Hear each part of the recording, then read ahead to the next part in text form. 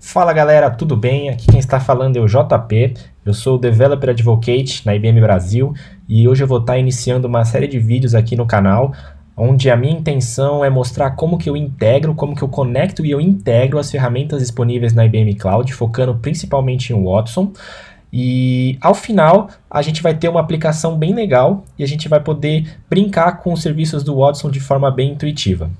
Bom, só explicando um pouquinho mais como que vai acontecer, a minha intenção nessa série de vídeos é que sejam vídeos bem curtinhos, onde eu mostre como se conecta um determinado serviço, como que eu trabalho a informação em cima dele, o que ele precisa para funcionar e como que a gente recebe a informação e trata ela da forma que a gente quer. Ou seja, basicamente nós vamos tratar de construção de APIs, nós vamos criar as APIs do Watson, basicamente.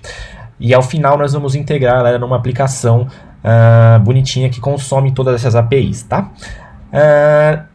A minha intenção aqui no canal é que seja uma série de vídeos bem curtinhos. Acho que só esse aqui vai ser um pouquinho mais longo, porque eu vou apresentar as ferramentas que nós vamos usar e vou comentar um pouquinho em cima delas. Mas os outros, a intenção é ser bem curto, é instanciar o serviço, conectar, trabalhar a informação em cima dele, ver se funciona e beleza. Bom, acho que dito isso a gente pode começar, tá? Então, vou trocar minha tela aqui, beleza? Vocês já devem estar vendo a minha tela. Como nós vamos trabalhar no mundo cloud, a gente precisa entrar no nosso provedor de cloud. Eu vou trabalhar em cima do IBM Cloud. Então vamos lá. O endereço é cloud.ibm.com. Não se preocupe em decorar esse endereço, eu vou deixar na descrição do canal, na descrição do vídeo. Muito bem. Se você não tem uma conta na IBM Cloud, eu sugiro você que faça, pois tudo que eu vou fazer aqui será na IBM Cloud. Se você não tem uma conta, obviamente você não vai conseguir fazê-lo. Mas enfim, faça o cadastro. Ele só pede as suas informações mais básicas, e-mail, empresa que trabalha, esse tipo de coisa, algumas coisas opcionais que você não precisa preencher, mas tudo bem. Aí ele vai pedir um e-mail de confirmação, você confirma o seu e-mail, aceita os termos da IBM Cloud e beleza, você vai ver essa tela aqui, que é o dashboard da IBM Cloud. Aqui vai ficar disponível todos os serviços que você tem, no caso meu sumário dos meus serviços, os meus recursos são esses aqui, então eu tenho 9 aplicações Cloud Foundry, mas somente 3 estão ativas. Eu tenho 3 serviços Cloud Foundry. Não só isso, você também vai ter algumas sugestões de produtos, de serviços que a gente tem disponível dentro do catálogo, como por exemplo, aqui ele está me sugerindo um deploy de Kubernetes e para eu pesquisar um pouco sobre o IBM Cloud Databases. Aqui embaixo tem uma seção muito importante que é uma seção de avisos e notificações. Aqui no caso ele está me informando quais são as próximas datas da manutenção no sistema. Enfim, então aqui a gente tem o próximo, no caso já é hoje, na sexta-feira, 27 de março de 2020, às 5 horas da tarde. Vai ter um update no HyperProtect. Ok, e os próximos eventos de manutenção que virão. Então, todos aqui. Aqui também a gente consegue saber o status dos data centers que a IBM Cloud dispõe. Então, a gente consegue ver que na América do Sul e na Europa está tudo legal, mas na Ásia e Pacífico e na América do Norte existe um símbolozinho de atenção, provavelmente deve ter alguma coisa lá. E provavelmente essa manutenção deve estar acontecendo lá. Aqui eu consigo ver o uso que eu tenho na minha conta, então o total estimado é isso aqui. E mais aqui embaixo ele mostra algumas outras aplicações que eu tenho. No caso, essas duas aqui, sugestões de aprendizado e os usuários que têm acesso à minha conta, no caso eu e o Daniel. Aqui vai ficar os casos de suporte que eu abri. No caso eu não tenho nenhum suporte aberto, nenhum ticket de suporte aberto, então não mostra nada, obviamente. Mas enfim, vamos lá. Para a gente começar a nossa aplicação, a gente vai vir aqui no catálogo. Vou apresentar para vocês o catálogo de serviços. E aqui a gente tem mais de 190 serviços em que a gente pode usar. Aqui são os serviços propriamente ditos, tá? Então aqui os serviços individuais. Não existe um conjunto de serviços que você instancia de uma vez nessa aba. Primeiramente aqui ele vai mostrar alguns serviços que que são bem utilizados, bastante utilizados. No caso, o Kubernetes Services e o Red Hat OpenShift, que são basicamente dois orquestradores de container. O Red Hat OpenShift é construído em cima do Kubernetes Services, em cima de Kubernetes, que é uma tecnologia open source, feita para orquestrar containers.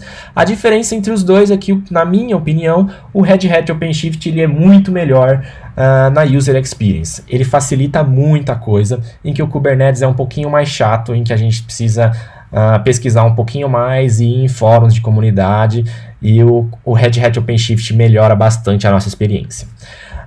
Mas enfim, aqui na aba tem algumas seções que está definido já de alguns serviços. Então, por exemplo, no mundo cloud a gente pode focar em computação. Em computação a gente entende por infraestrutura aqui. Então, aqui a gente tem desde servidores físicos, bare metal server, até máquinas virtuais, as VMs. Se eu quiser trabalhar numa estrutura mais clássica, é esses dois aqui que eu tenho que fazer. Se eu já quiser partir para o mundo cloud e já começar a mexer com containers, aí sim eu uso o Kubernetes Services e o Red Hat OpenShift. Não quero subir minhas imagens no Docker Hub, ou então quero mantê-las privadas. Posso usar o Container Registry da IBM, posso subir minhas imagens aqui e só quem eu quiser que tenha acesso vai ter acesso às minhas imagens. Funciona como um grande repositório privado. Posso vir aqui na seção de networking, ou seja, tenho lá todo o meu servidor funcionando. Quero construir, que preciso de um load balancer para ele. Posso instanciar uma aqui. Quero um CDN para minha aplicação. Eu não quero que ela fique entregando imagem, eu não quero que ela fique carregando essas coisas mais pesadas. Eu quero que isso fique em CDN. Beleza, coloca aqui o CDN. Eu preciso eu preciso registrar um domínio. Beleza, pode registrar aqui, ou então vai na GoDaddy, vai em qualquer outro lugar e registra. Preciso de um servidor de DNS. Beleza, coloco aqui no Internet Services. Pego lá o domínio da GoDaddy, eu só troco o name server e coloco aqui. Perfeito, não tem problema nenhum. Storage. Preciso de algum sistema que armazena arquivo para mim. Legal. Tenho aqui o Object Storage, a gente vai usar o Object Storage. Eu vou mostrar para vocês como é que se faz a integração. Quero o serviço de Analytics, a minha aplicação precisa saber o que está acontecendo, os eventos que estão rolando, o que eu estou recebendo, onde que meu site está recebendo mais clique, esse tipo de coisa. Preciso de um dashboard, posso usar o Cognos, olha só que legal. Ou então, eu preciso conectar várias aplicações, preciso estar sabendo que os eventos estão ocorrendo, posso usar o Streaming Analytics, que nada mais é do que um Kafka por trás, que está orquestrando todos esses eventos e direcionando para algum lugar. Databases, nós temos os principais databases do mercado, no caso, os open sources principalmente, que a gente está focando bastante. O PostgreSQL, o Redis, Elasticsearch, MongoDB, Rabbit, eu tenho usado bastante o Rabbit, é muito legal utilizar ele para resolver problemas de fila. O etcd também, bem bacana. O Cloudant é o database free que a gente oferece, tá? Os outros aqui, eles são pagos. Tudo que for de infraestrutura, na realidade, existe uma cobrança, porque infraestrutura tem um custo. Mas o Cloudant, ele tem uma camada free, ou seja, a gente pode usar sem perigo de ser pago por esse serviço. Ele é baseado no CouchDB, que é um database NoSQL. Ele é bem semelhante ao Mongo. O Mongo, na minha opinião, é melhor, mas o Cloudant é free, então é o que eu vou estar utilizando. Na realidade, eu vou utilizar os dois, mas tudo que eu fizer no Mongo é fazível aqui, tá? Temos algumas ferramentas dedicadas ao desenvolvedor, como por exemplo o Availability Monitoring, em que você cria simplesmente um serviço que fica olhando a sua aplicação e ele te informa se a sua aplicação caiu ou não. E assim você pode voltar à sua aplicação. Tem o Continuous Delivery, que é uma ferramenta bem legal para a gente criar pipelines de CI/CD. E ele é bem similar ao Jenkins, eu vou mostrar para vocês mais para frente. Outro que eu tenho gostado bastante de utilizar é o LogDNA e o Activity Tracker, justamente porque ele consegue gerar log de tudo que está acontecendo na sua conta. E isso é bem legal porque é um serviço que fica escutando todos os apps, ou só aqueles que você quiser que escute, dentro da sua conta. É um grande log da plataforma e é bem legal como ele trabalha. Eu vou mostrar mais pra frente. Tem o PagerDuty também, para a gente conseguir monitorar chamados e como que tá o caminho desse chamado, e as toolchains e a Globalization Pipeline, que é onde você consegue criar as pipelines que eu tinha falado do Continuous Delivery aqui em cima. Tem ferramenta de Internet of Things, então tem uma plataforma dedicada somente para você plugar as suas placas e trabalhar com internet das coisas. Eu vou mostrar como se faz isso, não se preocupe, a gente vai conectar uma plaquinha de internet das coisas. Algumas ferramentas de integração bem legal, como o API Connect, que é uma ferramenta muito bacana para você desacoplar o seu serviço do mundo externo, ou seja, quando as pessoas forem acessar o seu serviço, elas acessam via o API Connect e não via o seu serviço propriamente dito, desacoplando a sua aplicação do usuário final, de modo que ele não saiba quais as requisições, questões de segurança em geral, tá? O Event Streams também é bem legal, que nada mais é do que o Kafka também por trás, onde a gente orquestra os eventos. O Security Gateway também, que ele consegue fazer a mesma, ele desacopla também o seu serviço, só que ele consegue se conectar em redes privadas. Assim, então, ele funciona na realidade como meio que uma VPN, tá? Algumas ferramentas de segurança, então Certificate Manager, que é onde a gente vai guardar os nossos certificados, Firewall,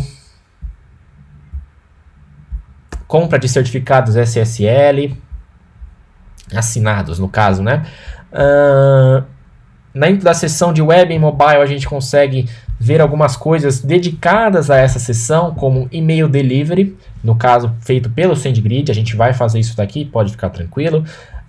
Algumas coisas da Mobile Foundation para a gente verificar. Push Notification com o IBM Cloud é possível fazer, então, esse tipo de coisa. Integração com o Twilio. Para quem não sabe, o Twilio ele é uma ferramenta bem legal em que a gente pode mandar uma mensagem SMS para o nosso usuário. Se a gente tiver um telefone, se a gente tiver o telefone do usuário e a gente instanciar um serviço do Twilio, a gente ganha um número de telefone e a gente pode enviar SMS para o usuário. É bem bacana. E serviços web. No caso aqui, deixa eu achar ele aqui. Tem bastante serviço de terceiros. Que eu queria não está aqui. Mas enfim, uma coisa bem legal aqui é o Voice Agent with Watson, que é ele cria um agente cognitivo em que a gente pode se comunicar por voz. Aqui já é um serviço bem bacana. Mas isso daqui são os serviços, e aqui os serviços de IA que eu pulei porque eu não queria mostrar. Nós vamos integrar a maioria desses serviços aqui na série, aqui no canal.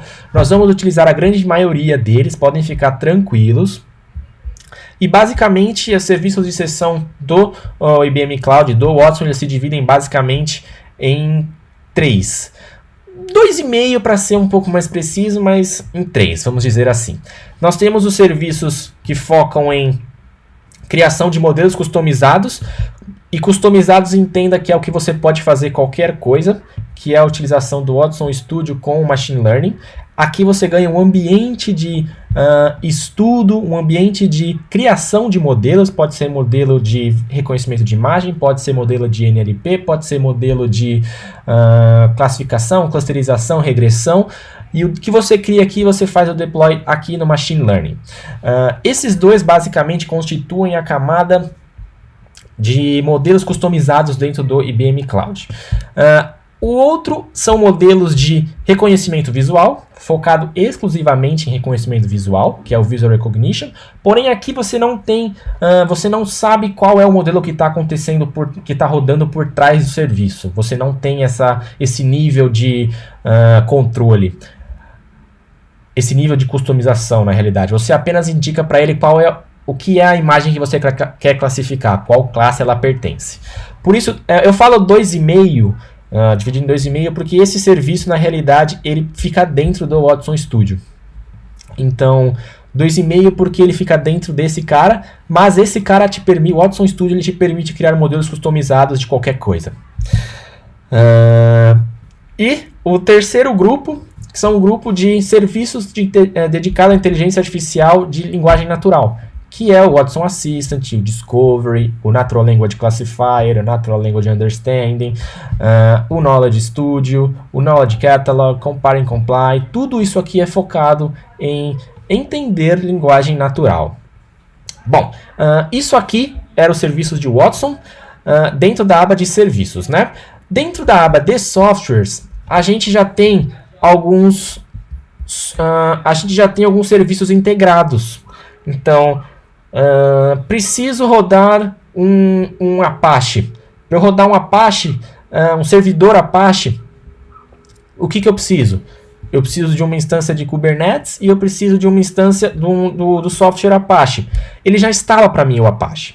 Na aba de software, o legal dela é que ela já te dá serviços, ela já instancia os serviços para você e você não precisa se preocupar em instanciar vários serviços e unir todos eles depois. Ele já te dá isso de uma vez.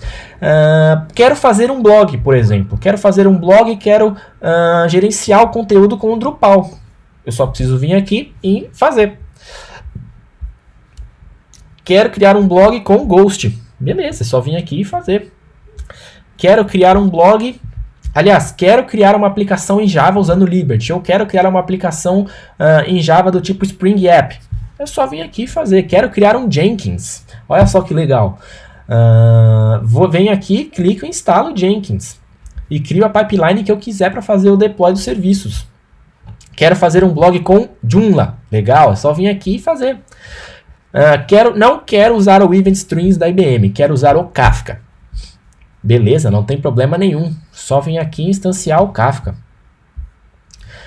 Quero criar uma Stack Lamp. Para quem não sabe, a Stack Lamp é o Linux, Apache, MySQL e PHP. Bacana, só vim aqui, ele instala todos esses softwares de uma vez para mim e tá feito. Quero fazer a Stack Lamp. Mesma coisa que a Stack Lamp. Só vim aqui, clicar e fazer, não tem problema nenhum. Quero já criar um aplicativo mobile para fazer push notifications. Tranquilo, não sei como fazer. Isso aqui já me dá um direcionamento de como se faz. Só vim fazer, não tem problema nenhum. Quero criar um servidor em Node.js. Quero criar um servidor em Node.js com o Express. Quero criar um Nginx. Aqui na aba de software, a grande vantagem é essa. Ele cria todos os serviços para mim de uma vez e eu não preciso ficar criando serviços separados e integrá-los depois, conectá-los depois. Então aqui, por exemplo, tem o PHP MyAdmin, aplicativos com Django, com Flask, PyTorch, WordPress, quero fazer um blog com WordPress. Mas enfim, sugiro que isso aqui vocês explorem depois, deem uma olhada se tem alguma coisa que vocês queiram fazer. Nós vamos construir, na realidade, a nossa aplicação com o Node-RED. Por que o Node-RED? Eu quero fazer em Node-RED porque na minha visão o Node-RED ele encapsula muito bem as funções e ele abstrai muito bem as funções. Dá para fazer tudo que a gente for fazer aqui em Node-RED, dá para fazer com qualquer outra linguagem que seja capaz de levantar um servidor e executar chamadas HTTP.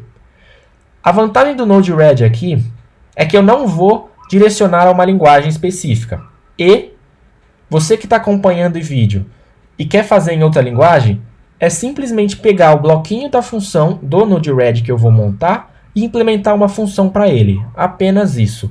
Então, o Node-RED vai dar essa liberdade para vocês e para mim, de modo que tudo que eu fizer aqui é só reproduzir aquele bloquinho em qualquer outra linguagem que você vai conseguir executar as mesmas coisas. Então aqui eu vou fazer em Node-RED, eu cliquei lá na aba do Node-RED. O Node-RED eu vou instalar o software dele e ele pede que eu tenha um serviço de Cloudant, que eu preciso ter um serviço de Cloudant, que é onde ele vai armazenar os logs, as configurações dele. Uma vez clicado, então, é só clicar aqui em Create App. Ele vai pedir para eu dar um nome para minha aplicação. Eu vou dar o nome de João Pedro PP. Para quem não sabe, as pessoas me chamam de JP, mas meu nome na realidade é João Pedro, não João Paulo. Várias pessoas confundem. Então o nome vai ser João Pedro PP -head -vídeo. Para quem não sabe, o Node-RED ele é apenas uma biblioteca de Node.js. Então eu vou ter que criar uma aplicação em Node.js. Ele vai pedir para eu instanciar um Cloudant. Aqui eu simplesmente escolho a região que eu quero.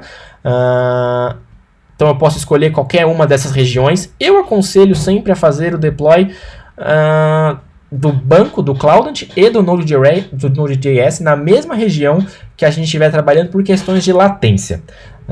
Quando o Cloudant e a aplicação, quando o banco e a aplicação estão na mesma região, a latência é muito menor. Se eu tiver, por exemplo, a minha aplicação numa parte do mundo e o meu banco em outra, eu vou gastar uma parte da minha conexão só para se conectar no Cloudant e conseguir trazer a informação necessária. Então vai ter um pouquinho de latência na rede. Então aqui é só escolher a aplicação que a gente quer. Só escolher a região que a gente quer. Ele aqui está dando warning para mim porque eu já tenho uma instância do Cloudant na minha conta. Então eu não preciso criar uma nova instância do Cloudant. Basta eu utilizar a que eu já tenho. Então eu vou vir aqui, vou trocar para selecionar uma instância existente. Eu já tenho a minha aqui, está selecionada. Só vim aqui agora em Create. Beleza, então aqui esse é o processo onde eu estou criando a minha aplicação em Node-RED. Então eu crio um aplicativo em Node-RED. Bacana, já tem um serviço conectado a ele que é o Cloudant. Agora eu preciso fazer o deploy da minha aplicação em Node para ela ficar disponível na minha conta. Para eu fazer isso, basta eu vir aqui e clicar em Deploy Your App. Ele vai pedir...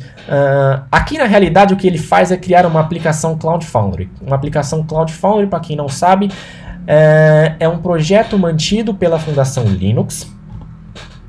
E para quem não sabe, quando você trabalha no ambiente de cloud, ele funciona basicamente com containers. O que o Cloud Foundry faz é te dar a liberdade de entrar no mundo cloud sem saber muito sobre containers. Então você pode focar em desenvolver a sua aplicação em Python, você pode focar em desenvolver a sua aplicação em Node, sua aplicação em Ruby, sua aplicação em Java. Ao subir um projeto para IBM Cloud por Cloud Foundry, o Cloud Foundry vai encapsular a sua aplicação num container, de forma que você não precisa fazer o Dockerfile. O Cloud Foundry faz para você, ele pega o build packer, instala as dependências necessárias e aquelas que você definiu como necessária, encapsula num container e faz o deploy na nuvem, de forma que a gente consiga acessar a nossa aplicação. Basicamente, isso é uma aplicação Cloud Foundry. Aqui, a aplicação Cloud Foundry é necessária por causa do Node.js, que é onde vai ser instanciado o Node-RED. Então, vamos lá. Eu preciso criar aqui uma IBM Cloud API Key para que seja feita o deploy da minha aplicação. Então, vamos lá. Ele está criando. Eu vou manter em uma instância apenas. E 64 megas está mais que suficiente para a aplicação rodar. Essa aqui vai ser a URL de acesso, joaopedropp-red-video.mybluemix.net. Eu posso trocar de domínio aqui, eu posso colocar aquele host.apic.mybluemix.net, .us-south.cf.appdomain.cloud, .apps.internal. Eu vou manter .mybluemix.net porque é mais simples. É menos ponto para colocar. Aqui o que ele está dizendo é que ele está criando uma toolchain de DevOps. Eu vou mostrar mais para frente uma aplicação que usa isso. Não é minha intenção explorar nesse vídeo a toolchain, mas eu vou mostrar bem por cima e selecionar a região que essa toolchain vai ser deployada. Feito todas essas configurações, só clicar em Create. Então o que ele está fazendo aqui, ele está puxando um código pré-montado do GitHub e está instanciando esse código na minha conta. Basicamente, é isso que ele está fazendo. Esse é um processo que pode demorar um pouquinho, mas no máximo 5 minutos, 5, 10 minutos. Aqui ele acabou de informar a mensagem que ele criou a minha toolchain. E só para mostrar para vocês qual é o processo do que está acontecendo. Essa toolchain criou 3 serviços na minha conta. Todos esses serviços são de graça. Pode ficar tranquilo. Se eu clicar aqui na toolchain, eu vou estar apto a vê-la. Ele criou 3 toolchains no meu serviço. Ele criou um serviço de versionamento, que é o Git. Ele criou um serviço de edição online, que é o Eclipse Orion Web IDE. E ele criou um serviço de Continuous Integration, Continuous Delivery, que é o Delivery Pipeline, que é o CD. Então, o que ele fez aqui? Aqui, ele está monitorando as mudanças que houverem no código. Aqui, ele está puxando o código. E aqui ele está entregando o código. Basicamente, é isso que ele faz. Se eu clicar aqui em Configure, eu vou ter acesso às configurações do serviço e ele vai mostrar para mim da onde ele está puxando e aonde ele está jogando o meu serviço, onde ele está jogando esse código. Então, o código que ele está verificando se teve alguma mudança ou não é o que está nessa URL. Vamos ver se eu tenho acesso a ela aqui. Ctrl C, Ctrl T, Ctrl V.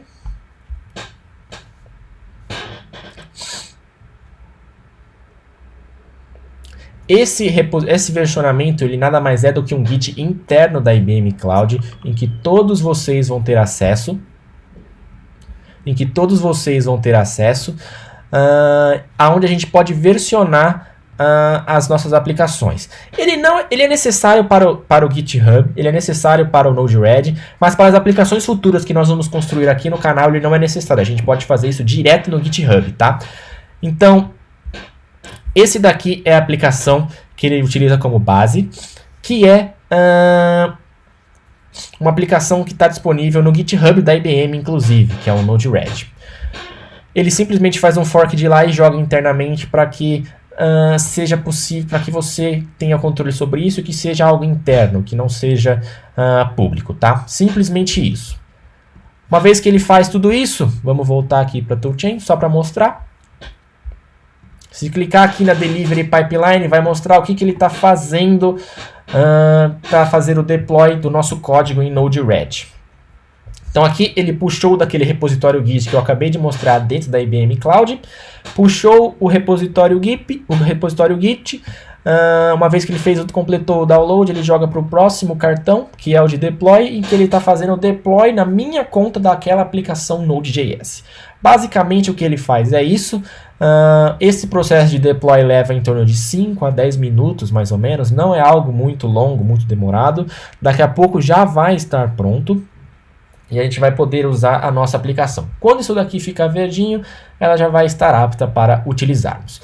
A gente não precisa focar nisso aqui agora, porque eu vou dedicar um vídeo inteiro à criação de pipelines. Então, vamos voltar aqui para o nosso painel na IBM Cloud, clicando aqui, IBM Cloud.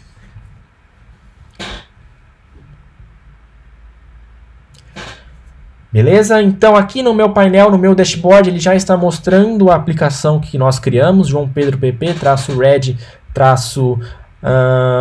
vídeo, aqui embaixo. Ainda está fazendo o deploy, está em progress.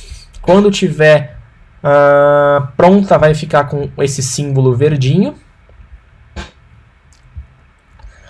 Mas vamos visualizar os nossos recursos que a gente tem.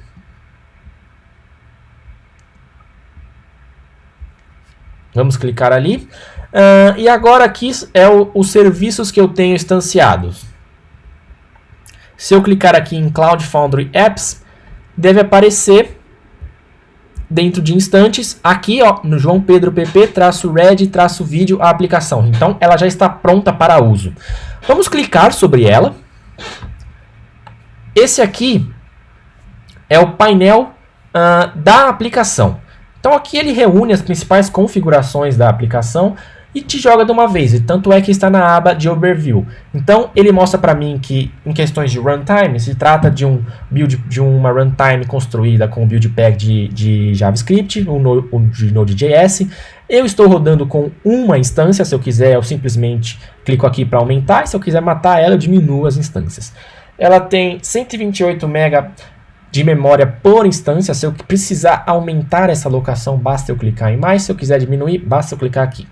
Na runtime ele já mostra para mim as conexões. Aqui na runtime não, no overview ele já mostra para mim as conexões que eu tenho. No caso, ele já conectou para mim com um Cloudant. Isso significa que ele inseriu algumas variáveis, algumas credenciais do Cloudant como variável de ambiente. E aqui ele mostra para mim os custos que eu estou tendo e um pouquinho dos logs que eu tenho, que eu já tive. Então, aqui o log ele é bem high level, ele é bem superficial, mostra bem só o básico, justamente porque se eu quiser ver os logs completos, eu preciso clicar aqui na aba de logs. Aqui ele vai mostrar para mim tudo o que aconteceu do container da aplicação. Então aqui não tem muita coisa para mostrar, apenas o processo de instanciação da aplicação. Eu consigo filtrar os erros, no caso não tem nenhum erro, e eu consigo procurar o que eu já tive, tá? É legal olhar isso no LogDNA, ele fornece uma abordagem bem mais legal, bem mais interessante, que a gente consegue tirar insights. Aqui é bem... para a gente ter uma noção do que está acontecendo. O LogDNA ele é muito melhor para visualizar os logs. Aqui na aba, voltando na aba, eu vou clicar em Runtime, ele vai me mostrar muito mais informações sobre a Runtime. Ele tem todo aquilo que ele reunia no painel. Aquilo que está no painel na realidade é só um embedded disso aqui. Aqui embaixo ele mostra para mim como está a saúde da minha instância. Então eu tenho 0,2% de consumo de CPU. Minha memória que eu estou utilizando é 39 MB, então não estou utilizando muita coisa. E do disco eu estou utilizando 244 MB dos 1 GB que eu tenho disponível. Quero criar variáveis de ambiente. Só clicar aqui em adicionar e colocar as variáveis que eu quiser. Quero me conectar ao meu container via SSH. Então aqui estou conectado com ela. Se eu der um ls, um comando de Unix, ele vai mostrar para mim o que eu tenho dentro da minha instância. Aqui na aba, se eu clicar em conexões, vai mostrar para mim as conexões que eu já tenho. No caso, com o Cloudant. Eu posso criar outras conexões com outros serviços. Os logs eu já mostrei. API Management. Ele vai mostrar aqui como eu posso deixar a minha aplicação mais segura e como eu posso monitorar a minha aplicação, as chamadas que estão ocorrendo, as APIs dela, que eu crio. Auto-scaling da aplicação, eu posso criar políticas de como a aplicação deve se comportar de acordo com uma determinada demanda, ou seja, minha aplicação está recebendo muito acesso. Eu preciso criar novas instâncias. Ela não está dando conta? Cria nova instância. Minha aplicação não está recebendo muitos acessos. Não está... a quantidade de instâncias que eu tenho não condiz com a minha demanda. Posso diminuir. Basicamente, eu crio a minha política de auto-scaling aqui. E aqui eu tenho o meu histórico e aqui eu tenho as credenciais de como eu faço isso. Obviamente, isso eu não vou mostrar para vocês porque são minhas credenciais e eu não quero compartilhá-las. Monitorar o serviço. Esse monitoring aqui nada mais é do que uma integração com o serviço de Availability Monitoring. Então aqui ele vai mostrar como que está a situação da nossa aplicação. A gente consegue criar testes para ver se a nossa aplicação está de pé, está segura, está ok, está funcionando.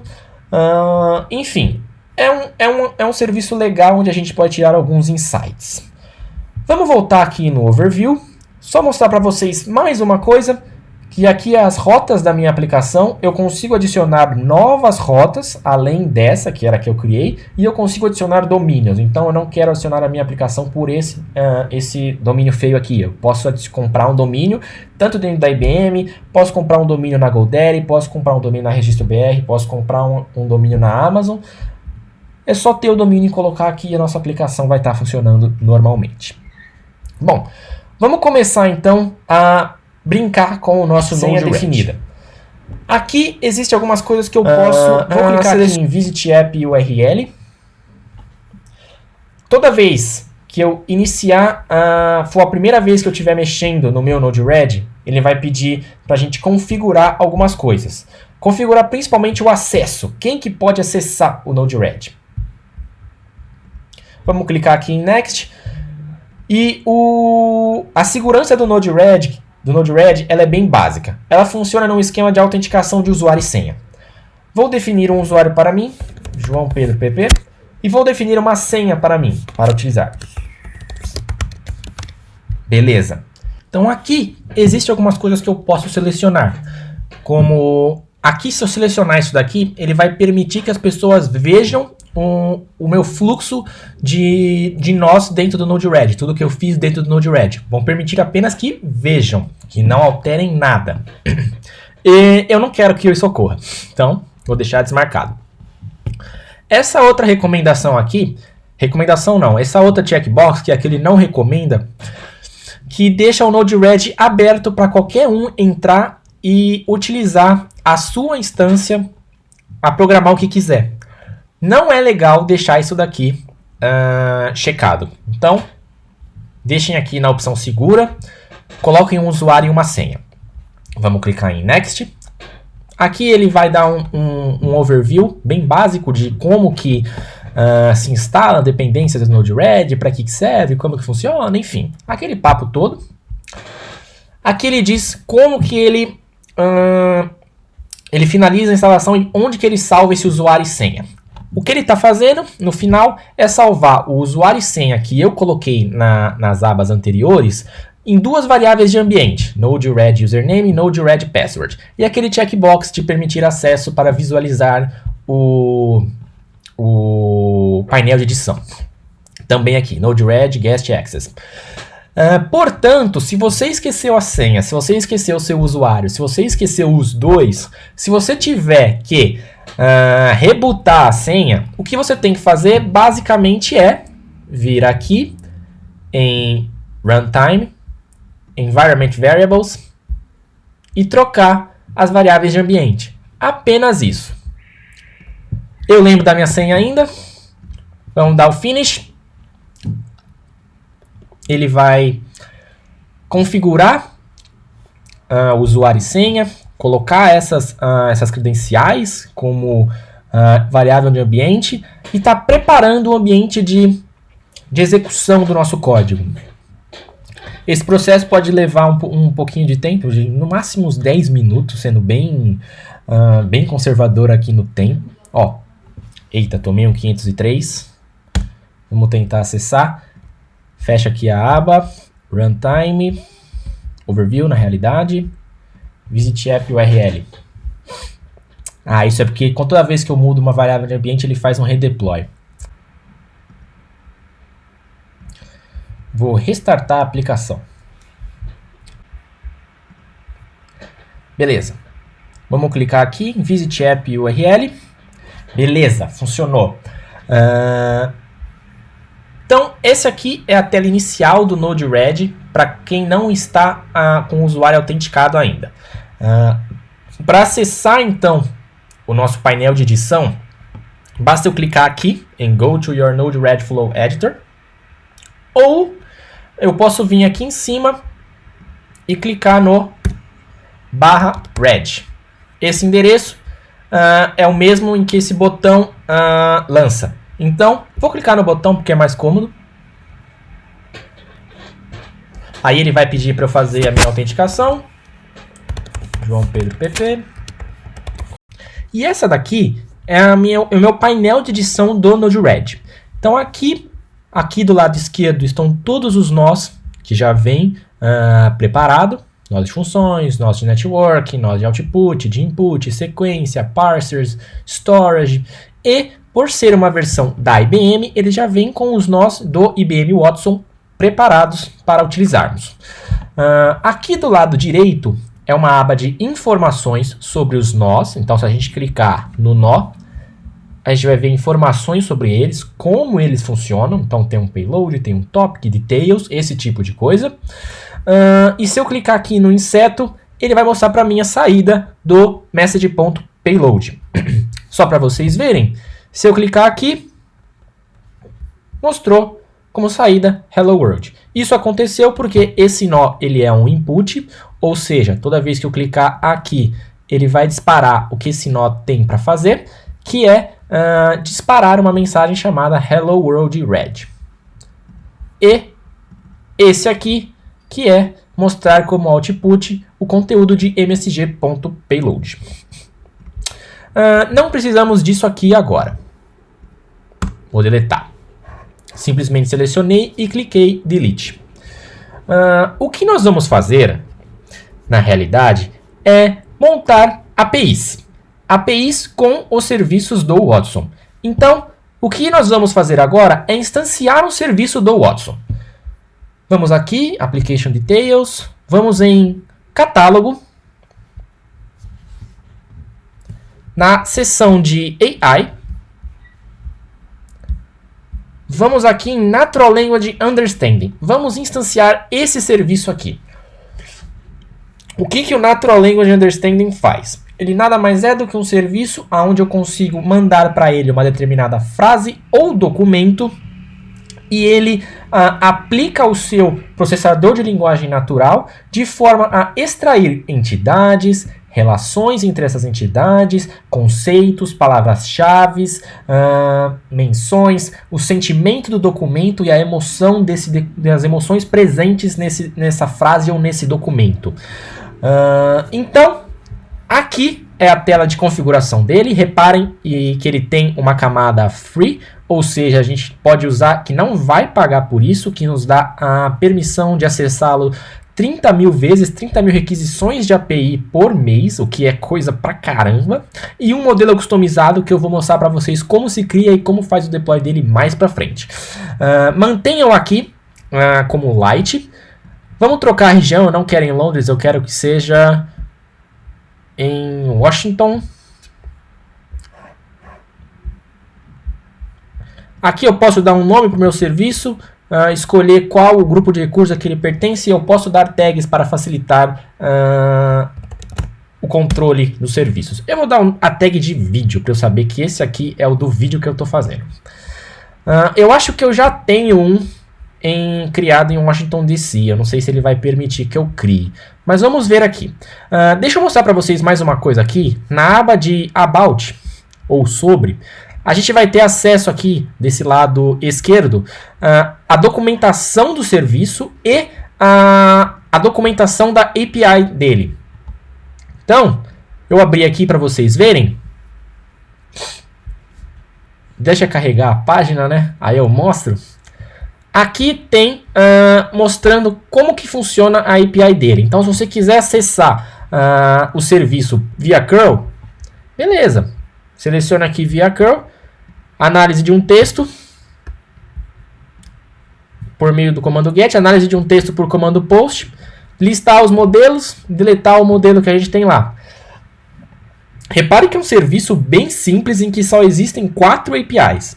Se eu quiser fazer isso via .NET, beleza, eu faço. Aqui está o exemplo. Se eu quiser via Go, beleza, tem aqui também. Faço a requisição aqui. Faço a requisição dessa forma. E a resposta que eu tenho, desse jeito, JSON. Quero testar em outras linguagens. Sou javeiro, gosto de Java. Beleza, desse jeito aqui. Só preciso instanciar isso aqui colocando no meu arquivo .pom, se eu estiver usando o Maven, ou isso aqui, se eu estiver usando o Gradle. Se eu quiser usar Node, só instalar a biblioteca e começar o desenvolvimento. Se eu quiser usar Python, só usar isso aqui e partir para o desenvolvimento. Se eu quiser usar Swift ou Unity, quero colocar isso aqui no meu jogo. Olha só que bacana, dá para fazer. Aqui vai ter algumas informações bem importantes sobre introduzindo o serviço, o que ele extrai, categorias, O que são os conceitos que ele extrai também? Aqui é tudo que ele extrai, tá, gente? Ó, categoria, conceito, emoção, entidades, keywords, metadata, relation, semantic role, sentiment e sintaxe. Isso aqui ainda está no experimental, então não recomendo muito que use para coisas em produção. Aqui, emotions, por exemplo, a gente vai ver as emoções que ele extrai, como que ele extrai, tipo, então tem emotion.document para saber do documento e emotions.target, caso a gente queira que retorne apenas um conjunto específico de emoções. Entities, enfim, como que funciona a autenticação dele. Aqui na documentação vai falar tudo que a gente precisa, tá? Não precisamos olhar isso agora, eu incentivo que vocês olhem isso sim, olhem depois. Deixa eu criar aqui o meu serviço. Vamos ver se ele vai permitir. Se não, eu crio em outra região mesmo. Legal, permitiu. Vamos pegar aqui as credenciais. Vamos clicar aqui em Service Credentials. Vou criar uma credencial exclusivamente para isso. O nome dela vai ser Vídeo. Isso daqui eu posso alterar o papel, dependendo do que eu quero que ele faça, seja só de Reader, só de Writer ou só de Manager, que é tudo. E tem alguns privilégios. Eu posso selecionar o ID que eu quero. No momento não precisa de nada disso. Vou apenas criar. E vou deixar ela aqui, porque eu vou precisar utilizar ela mais tarde. Muito bem, deixa eu voltar aqui para o Node-RED. Como eu tinha dito, o que nós vamos fazer são criar APIs. APIs nada mais são do que uma interface para nossa aplicação, em que a gente vai acionar um serviço, esse serviço vai trabalhar em si, vai processar uma determinada informação e vai retornar essa informação do jeito que a gente precisa para o usuário final, ou para o outro serviço que consome esse tipo de informação. Por definição, APIs são bastante utilizadas no mundo web, são criadas para a utilização de serviços web, e para isso a gente precisa utilizar os protocolos HTTP, os verbos do protocolo HTTP. Então, eu vou criar aqui uma entrada HTTP, de modo que ela fique ouvindo uma determinada rota. Eu vou colocar... Deixa o método como get, mas eu posso selecionar. Get vai ser mais fácil porque eu posso usar aqui no próprio navegador. E ele vai escutar a URL NLU. Como que funciona então o Node NLU? Simples. Ou melhor, simples não, completo. O conteúdo a ser analisado precisa ser passado como message.payload completo. E aqui no debug ele veio como legal. Params.carry.text. Mais aqui. Precisamos adequar isso aqui então. Só pra gente já ver como que a gente faz essa adequação. Node debug. Vou conectar ele aqui. A gente pode vir aqui. Uma das maneiras da gente fazer isso é utilizar o nó de message inteiro. Então, se eu pegar esse nó aqui, preciso fazer o deploy, que significa pegar esse nó de função, para ele atualizar o meu Node-RED com essas informações, e vou querer ver o debug. Se beleza, o debug está funcionando mesmo. Vou copiar aqui no nó de função, esse endereço que eu vou fazer é base, msg.colo /payload NLU igual a completo.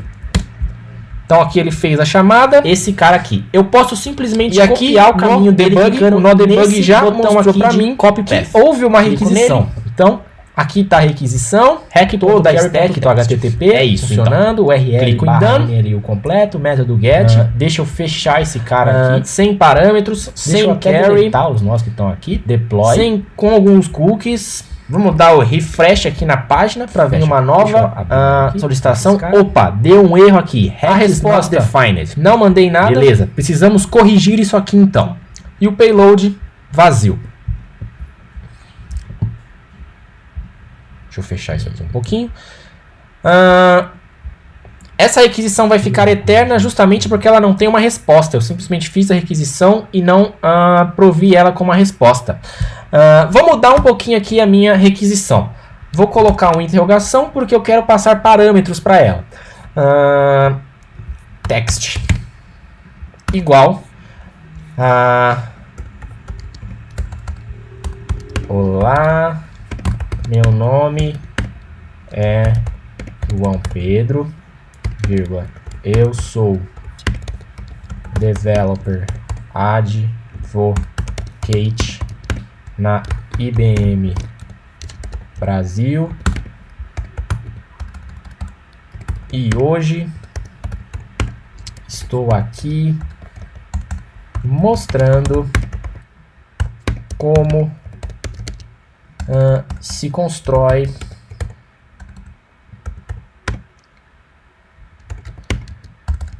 uma API com Node-RED. Beleza? Mandei.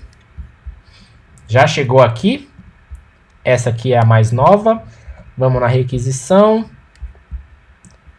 O URL está bem grande porque eu mandei com parâmetros. Aqui em Carry, então, ele pegou o text e identificou o texto que eu mandei. Bom, bem bacana. O que a gente precisa fazer agora? Pegar esse texto e passar ele para o NLU. Então, vamos vir aqui, puxar o nó do NLU. Cadê? Natural Language Understanding. Beleza. Vamos clicar em informações aqui. Bom, então, analisando aqui o nó, clicando aqui no izinho de informação para ver como que o nó de NLU trabalha, a gente vai conseguir ver aqui que o conteúdo precisa ser passado na variável msg.payload, correto? Bacana. Vamos fazer um novo teste aqui, então. Fazer o deploy aqui. Mandar uma nova requisição. Legal. Então, a nossa variável vai estar aonde? Ela precisa estar aqui no payload. A gente sabe que ela está aqui. No carry. E aqui está o text. Vamos ver como está o nosso payload aqui. Olha só que legal. O Node-RED já entendeu que é uma requisição GET, já entendeu que tem um parâmetro que eu estou passando e já colocou esse parâmetro dentro do payload. Olha só que bacana. Então não preciso fazer adequação. Aliás, eu preciso fazer uma adequação só, que é fazer payload ser igual a isso aqui, não payload.text ser igual a isso aqui. Então, o que eu vou fazer é pegar uma função, colocá-la aqui, conectar esse cara aqui, esse cara aqui. Vamos escrever o código dela, então, msg.payload igual a msg.payload.text. Done. Vamos deixar esse debug aqui. Vamos colocar mais um debug aqui. Aqui pode deixar só o message.payload, porque é só ele que interessa mesmo. Vou deletar esses caras, vou fazer um novo deploy. E aqui vou dar apenas um refresh na página. Então, beleza. Chegou aqui. Tá aqui. Aí passou pela função. Foi para esse payload aqui. Esse cara aqui. Olá, meu nome é João Pedro, eu sou Developer Advocate na IBM Brasil e hoje estou aqui mostrando como se constrói uma API com Node-RED. Beleza, funcionou. Essas mensagens de erros são justamente porque eu ainda não inseri as minhas credenciais no serviço de Natural Language Understanding. Mas o que a gente queria funcionou. Então, bacana. Vamos inserir agora então as nossas credenciais. Vamos aqui, vamos abrir o nó primeiro. Então eu posso dar um nome para esse nó. E aí, para eu me conectar ao serviço, eu preciso colocar um usuário e senha ou uma API Key. Usuário e senha era a forma antiga que o serviço autenticava os usuários que estavam tentando se conectar a ele. Isso aqui não está sendo mais utilizado. Hoje é somente via API Key. Então, vamos aqui pegar a API Key. Só abrir aqui na aba do serviço, eu vou copiar esse valor, jogar aqui e pegar o URL aqui de conexão e colocar aqui. Beleza? Então, feito isso, eu vou simplesmente colocar O que eu quero que ele extraia? Eu quero que ele extraia, sim, categorias. Pode ser 3 categorias. Eu quero, sim, que ele extraia conceitos. Vamos diminuir só para 3. Eu quero, sim, a emoção do documento. Não precisa de targets no momento. Eu quero, sim, o sentimento do documento. Também não precisa de target. Eu quero extrair que ele extraia todas. Entidades. Eu quero, sim, que ele extraia entidades. Eu quero no máximo 10. 50 é muito para esse tamanho dessa frase. Sem limite de caracteres, eu quero que ele extraia keywords. Não precisa da emoção e do sentimento da keyword, tá? Tudo bem ser assim. E eu quero no máximo 10 também, acho que 50 é muito. Metadata, isso aqui só funciona quando eu passo uma URL para o serviço. No caso eu estou passando o texto, então não precisa. Eu quero sim que ele extraia relações. E esses dois aqui eu não preciso usar agora. Vamos lá. Done. Vou colocar mais um nó de debug aqui para pegar a saída dele. Esse cara aqui eu quero que ele me mostre tudo porque é o que me interessa. Tudo. Done. Faço o deploy. Deixa eu deletar isso aqui. Vamos dar refresh aqui. Então beleza. Ó, pegou esse cara aqui. Esse nó. Esse cara aqui. Esse nó. Esse cara aqui. Resposta do NLU. Eu vou fechar esses caras aqui, deixar desativado para que eles não apareçam mais, tá? Vou deixar só esse cara aqui. Então, essa aqui é a resposta do NLU. E ela voltou no objeto features. Então, aqui tem o uso, tem uma unidade de texto com 131 caracteres, 6 features. Legal. Qual o sentimento da minha frase? O sentimento do documento tem um score de 0. Ele é neutro.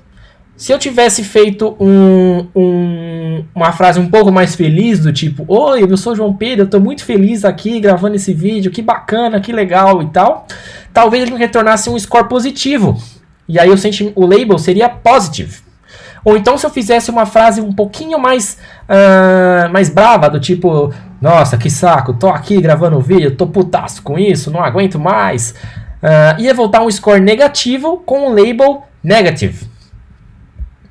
No caso aqui, como a minha frase é bem neutra, score 0.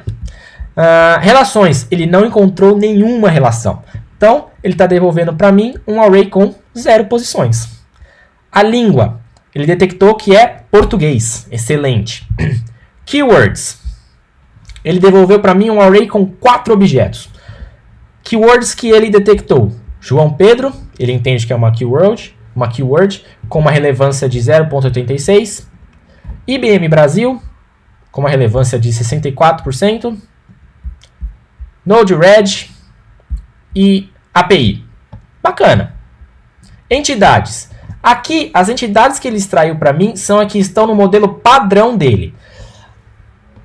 Portanto, essas entidades extraídas podem ser que elas sejam muito parecidas com as keywords. Porque o modelo padrão é pessoas, organizações, objetos, esse tipo de coisa. Ele encontrou para mim 3 entidades, devolveu um array com 3 objetos. A primeira, João Pedro, que ele classificou como pessoa. Legal, ele acertou. A confiança dele, a relevância, é de 95%. Isso apareceu uma vez. O outro que ele encontrou foi IBM, e ele classificou como organização. De fato é uma empresa. E é quase 70% aqui de relevância, 0,69. E aqui tem uma desambiguação. O que seria a desambiguação? A desambiguação ele classificou isso daqui como organização.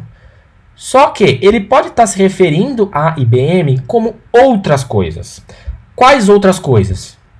O subtipo da desambiguação. Ele encontrou 8 possibilidades para isso. Pode ser uma licença de software, pode ser uma companhia. De fato, uma companhia e uma organização, aqui só muda o estatuto, se eu não me engano. No caso, uma organização é algo muito mais genérico e uma companhia é algo bem mais específico do ponto de vista de empresa privada, de organização privada. Pode ser um sistema operacional, uma empresa de processo de manufatura, um desenvolvedor de software, uma companhia, esse tipo de coisa. Isso é desambiguação, são as outras possibilidades que ela pode ser. E a fonte dessa informação é essa daqui.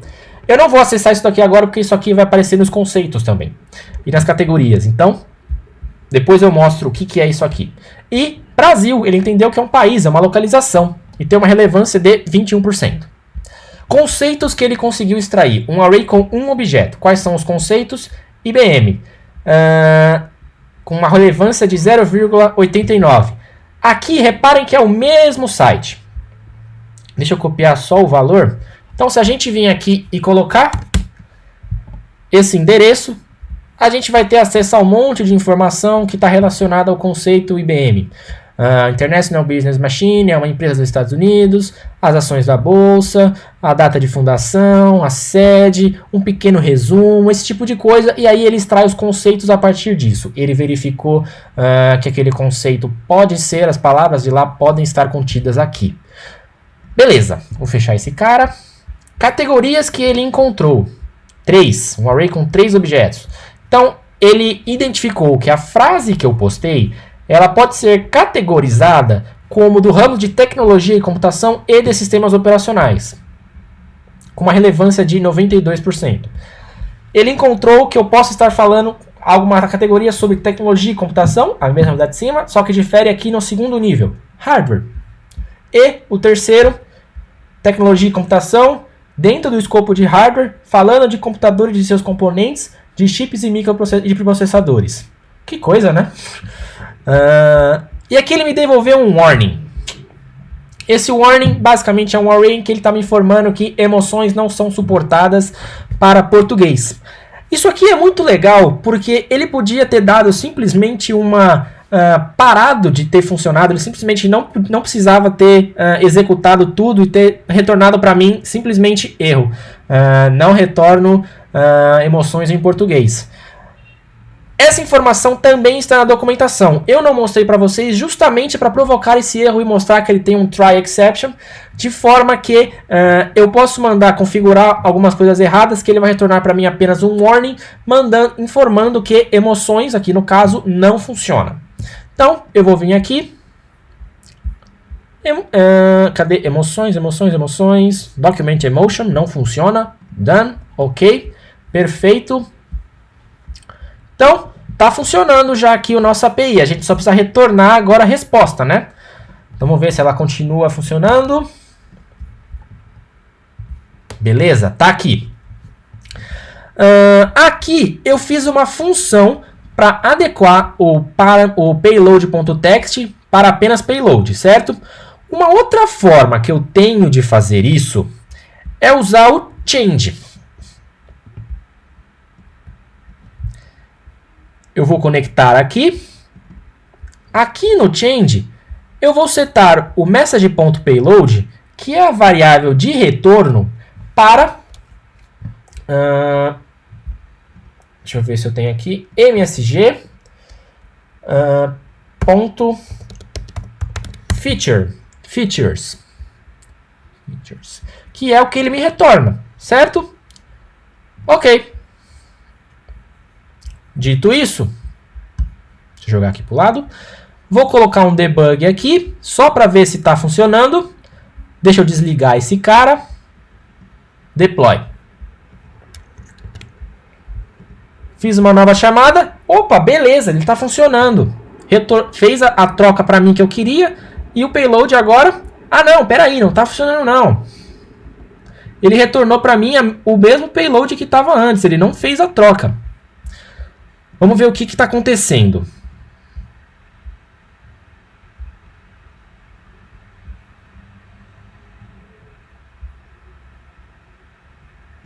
Aqui tem um ponto a mais.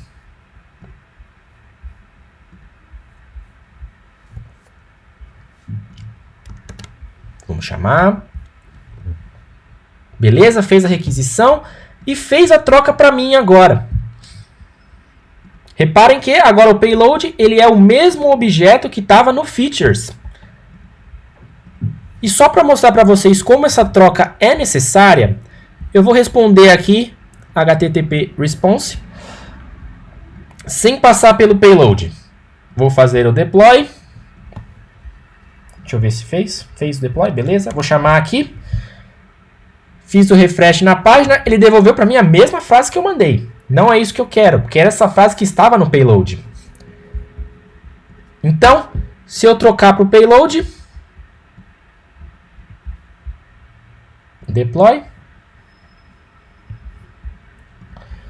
Fazer uma nova chamada. E ele retorna para mim o meu objeto JSON que eu queria ver, que é o resultado da operação de chamada de API do NLU. O mesmo objeto que a gente tinha visto no debug. Reparem aqui, são as mesmas coisas que estão voltando. Com isso a gente conclui aqui a primeira etapa. Acabamos de construir uma API que se conecta ao serviço de NLU do IBM Watson. Isso daqui já está funcional, então se eu quiser acessar do meu celular já está funcionando. Eu só vou deixar aqui um pouquinho mais bonitinho, isso daqui. Mas basicamente o que a gente tem, o que eu tinha para mostrar nesse primeiro vídeo era isso. Eu espero que vocês tenham aprendido um pouco de como construir uma API com o Node-RED e como eu conecto os serviços do Watson. E fique atento aos próximos vídeos, pois nós vamos conectar o resto dos serviços e trabalhar um pouquinho mais essa mensagem para a gente mandar só o que a gente quer.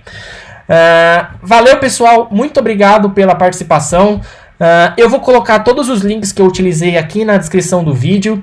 Muito obrigado por ter acompanhado até aqui. Falou, dá um joinha no canal e eu aguardo você nos próximos, hein, galera? Tchau, tchau.